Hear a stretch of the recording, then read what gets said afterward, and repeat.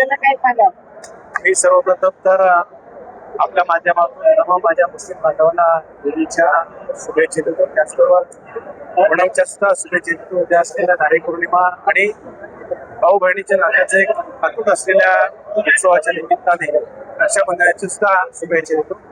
आज कर्जत खालापूर मतदारसंघाच्या वतीने आदरणीय आमचे जिल्हाध्यक्ष सुदामांच्या नेतृत्वाखाली माझा सत्कार करण्यात आला होता. मी त्याबद्दल मतदारसंघातील सर्व जनतेचे त्याचबरोबर राष्ट्रवादी काँग्रेस पक्षाच्या नेते मंडळीचे कार्यकर्त्यांचे अंतःकरणापासून आभार व्यक्त करतो.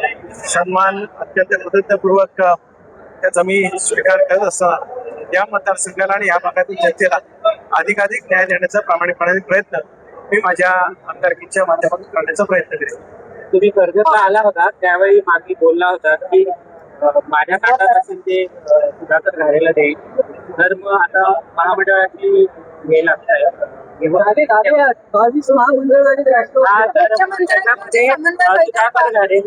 वर्दी लागेल. निश्चितच आदरणीय सुधाभाऊ असतील हे गेल्या 15 वर्षापासून या विभागात नव्हे तर आज रायगड जिल्ह्यामध्ये काम करतायत. स्वाभाविकच आहे 2024च्या झालेल्या निवडणुकीच्या थोड्याशा पराभवानंतर ते खचून गेले नाही, मात्र अत्यंत जिद्दीने आणि पोटतिडकीने या भागातील जनतेचे प्रश्न सोडवण्याकरता आज बाहेर पडलेलं आपल्याला पाहायला मिळतात. ते निश्चितच राष्ट्रवादी काँग्रेस पक्षाच्या माध्यमातून योग्य पद्धतीने न्याय हा त्यांना दिला जाईल. आमच्या नेत्या आदरणीय सुमित्रा राळके असतील, प्रदेशाध्यक्ष तटकरे साहेब असतील, मुकुलभाई असतील, उज्ज्वल साहेब असतील, मुश्रीफ साहेब असतील आणि जी राष्ट्रवादी काँग्रेस पक्षाची कोर कमिटी आहे या बाबतीत महामंडळाच्या बाबतीत निश्चितच न्याय त्या ठिकाणी देईल. त्यासाठी आम्ही सुद्धा आग्रही निश्चितच राहू. समन्वय समितीची जी बैठक झाली त्यामध्ये राष्ट्रवादी काँग्रेसकडून एकूण 32 जागा मागण्यात आलेल्या आहेत, मात्र आमदारांच्या संख्याबळावरती अंतिम फॉर्म्युला ठरेल. ह्याबाबत कर्जत विधानसभेबाबत तुम्ही कसं मत व्यक्त करता तुमच्या येणाऱ्या समन्वय समितीच्या बैठकीमध्ये?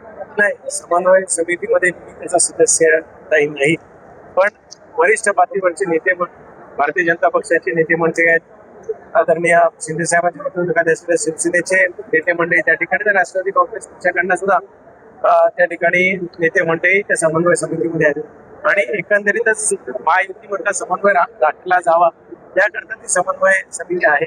आणि आता आपल्या दिलेल्या माहितीनुसार जर त्या बाबतीत महामंडळाच्या जर एकंदरीत त्याचं वाटप त्या ठिकाणी झाला असेल तर निश्चितच कोकणाला आणि रायगडला त्याच्यात न्याय मिळेल असा विश्वास मी व्यक्त करतो. आमदार महेंद्र दळवी सातत्याने तटकरे कुटुंबीय आणि राष्ट्रवादीवर टीका करतायत.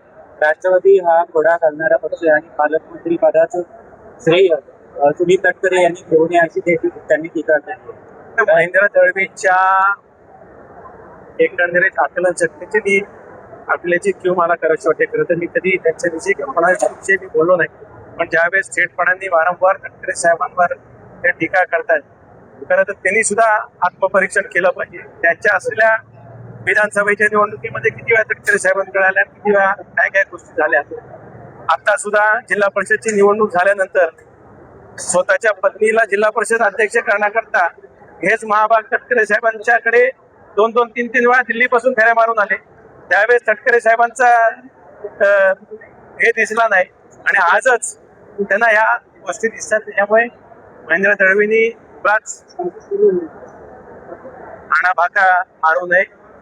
जरूर त्यांनी त्यांच्या पद्धतीने जे काय राजकारण असेल ते करावं, पण आज महायुती म्हणून तटकरे साहेबांची काय भूमिका बजावली त्याच्यामुळे निश्चितच रायगडच्या पालकमंत्री पदावरच्या बाबतीतला आग्रह राष्ट्रवादी काँग्रेस पक्षाचा जरूर होता, पण ज्यावेळेस एक स्ट्रॅटर्जी राज्य पातळीवर देश पातळीवर त्या ठिकाणी घडते, आदरणीय मोदी साहेब असतील, आदरणीय अमित भाई असतील, देवेंद्रजी असतील, एकनाथराव शिंदे साहेब असतील, सुरेंद्र राठी असतील, यांनी एखादा विषय महायुतीसाठी त्या ठिकाणी ठरला आणि त्याच्यामध्ये सकारात्मक तटकरे साहेबांनी जर अनुमोदन दिलं असेल त्याच्या बाबतीतलं श्रेय किंवा इतर गोष्टींचा विचार त्या ठिकाणी करण्याची गरज नाही.